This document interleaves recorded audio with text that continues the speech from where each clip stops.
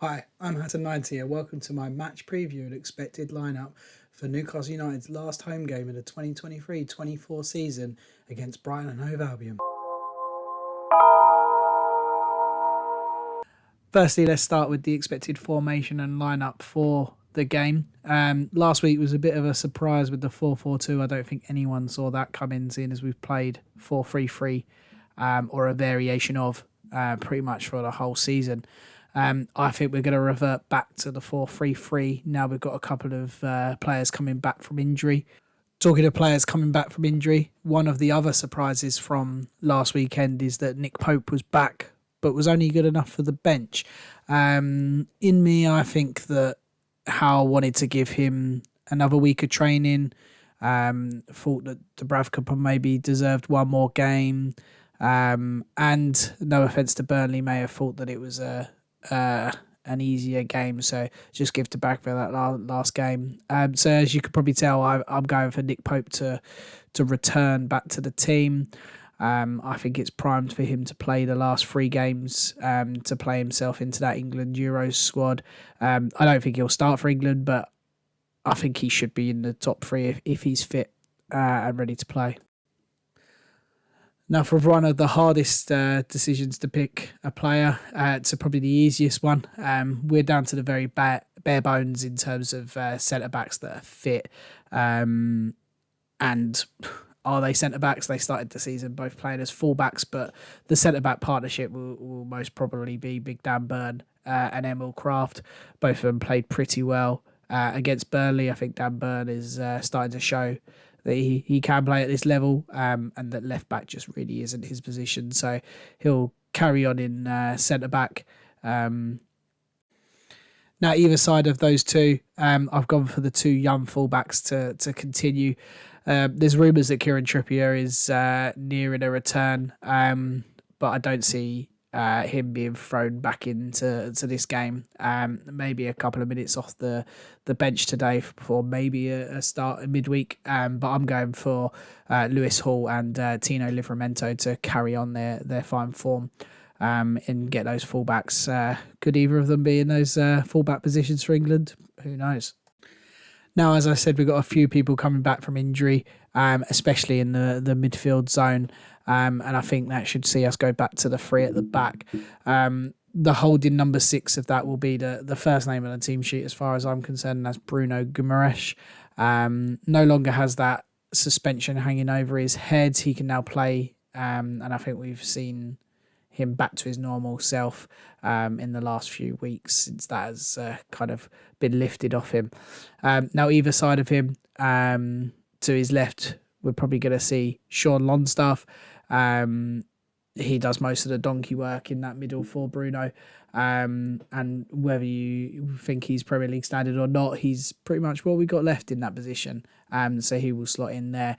Now, the other side is probably the player that, apart from Nick Pope, that we've been missing the most in the last few months. And that is Big Joe Linton. I expect him, after a few minutes off the bench last week, to get that starting spot back. And kind of see us back to playing how we normally play. We don't have anyone else in the squad that's like him. So he'll slot right back in and try to boss the game. Now on to the three up top. Two of them are absolutely nailed and won't be picked to start on the bench at all.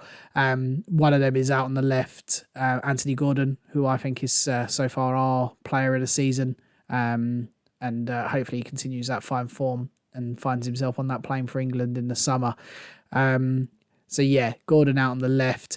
Up top through the middle is the other nailed pick, Alexander Isak. Been our first player in a while to have hit that 20-goal milestone. He still might believe he's got a chance of getting into that golden boot equation. So he's going to want to kind of prove on Saturday in the last home game that he can score those goals this season and next season.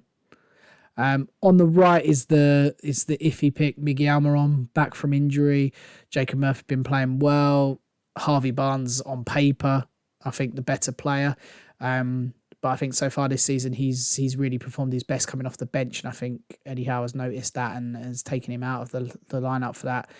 maybe he might make the position his own next year. So I don't think it'll be Harvey Barnes.